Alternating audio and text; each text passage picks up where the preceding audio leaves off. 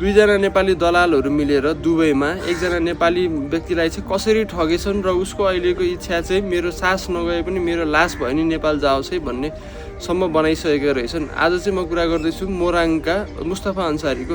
उहाँलाई चाहिँ एकजना नेपाली दलालले यहाँबाट तपाईँको काम पर्फ्युम प्याकिङमा हुन्छ र 1500 दिराम चाहिँ तपाईँको तलब हुन्छ भनेर चाहिँ यहाँदेखि दुबई लिएर जानुभएछ र उहाँ पनि तपाईँको 1500 दिराम तलब हुने, खाना बस्न पनि राम्रै हुने र पारिवारिक अवस्था नि नाजुक भएको हुनाले चाहिँ उहाँ त्यो आश लिएर 3-3.5 लाख रुपियाँ पैसा खर्च गरेर दुबई जानुभएछ र यहाँबाट दुबई गइसकेपछि काम पर्फ्युम प्याकिङमा नभइकन तपाईँको तातो घाममा कन्स्ट्रक्सनमा भइसकेपछि उहाँ एकदम अचम्म पर्नुभएछ र 2-3 दिन केही नभनिकन काम पनि गर्नुभएछ। तर 2-3 दिनमै उहाँ काम गर्न नसकेर तातो घामको कारणले बिरामी भएपछि उहाँलाई लाग्यो अब म यो काम गरेर बाँच्दिनँ, अब म यो काम गर्न सक्दिनँ भन्ने भइसकेपछि चाहिँ उहाँले लाने कम्पनीलाई चाहिँ अब मलाई नेपाल फर्काइदिनुहोस् भनेर भन्नुभएछ। तर उहाँको पासपोर्ट पनि त्यही कम्पनीसँग भएको कारणले कम्पनीले चाहिँ कि 5,000 दिराम दे कि यहीँ सर्ट भनेर चाहिँ उहाँलाई छोडेछ। अब एक त नाजुक परिवारको मान्छे, अर्को चाहिँ तपाईँको नेपालमै 3 लाख 3.5 लाख खर्च भइसकेपछि उहाँले अब त्यो 5,000 दिराम भनेको लगभग नेपाली तपाईँको 2.5 लाख 3 लाख हुन्छ, त्यत्रो पैसा कहाँबाट जुटाउँ भनेर भन्दाखेरि चाहिँ ल जेसुकै गर भनेर चाहिँ मेन पावरले चाहिँ तपाईँको फोन उठाउन छोड्ने, लाने कम्पनीले तपाईँको सम्पर्कविहीन भइदिएछ लाने मान्छे चाहिँ।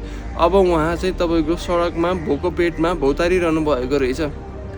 त्यसपछि चाहिँ उहाँको केही उपाय नलागेर उहाँ चाहिँ सडकमा भोको पेटमा भौतारिरहनु भएको अवस्थामा चाहिँ 1-2जना नेपाली दाजुभाइहरूले भेटेर उहाँको घरसम्म सम्पर्क गराइदिनु भएछ। घरमा चाहिँ छोरो यस्तो अवस्थामा देखेर एकदमै चिन्तित भएर तपाईँको 1 हप्ताभित्रमा अर्को दलालले चाहिँ रेस्क्यु गर्छु, मलाई 1,70,000 रुपियाँ चाहिँ चाहिन्छ भनेर चाहिँ तपाईँको अर्को दलालले माग्दाखेरि घरबाट चाहिँ जसो तसो गरेर 1,70,000 रुपियाँ पनि पठाइदिनु भएछ।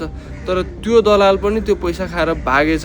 अब चाहिँ तपाईँको मुस्तफा अन्सारीको नेपाल जाने इच्छा पनि मरिसक्यो। अहिले चाहिँ ऊ तपाईँको लेबर क्याम्पमा 10 दिनको 10 दिराम तिरेर उडुस भएको कोठामा तपाईँको 30-32जना अरू मान्छेहरूसँग बसिरहेको छ। अब चाहिँ उसलाई आशा नै छैन कि म नेपाल फर्किन्छु। अब उसलाई 2-2जना दलालले ठगिसक्यो। उसको पारिवारिक स्थिति पनि एकदमै नाजुक छ। अब आफन्तले नै तपाईँको ऋण दिनु दिइसके। अब उसको अन्तिम इच्छा चाहिँ के छ भन्दाखेरि तपाईँको कि त मेरो सास नेपाल जाओस् कि त मेरो लास नेपाल जाओस् भन्ने चाहिँ उसको अन्तिम इच्छा रहेछ। र खानलाई पनि उसले चाहिँ तपाईँको त्यही आफ्नो साथीभाइहरूसँग मागेर तपाईँको चाहिँ त्यो 6 दिराममा चाहिँ तपाईँको लामो नान आउँछ अरे त्यो र अनि तपाईँको पानी चाहिँ खाएर बाँचिरहेको रहेछ। अब कति टनसँग बाँच्छ त थाहा छैन, उसको अवस्था अब के हुन्छ नि थाहा छैन।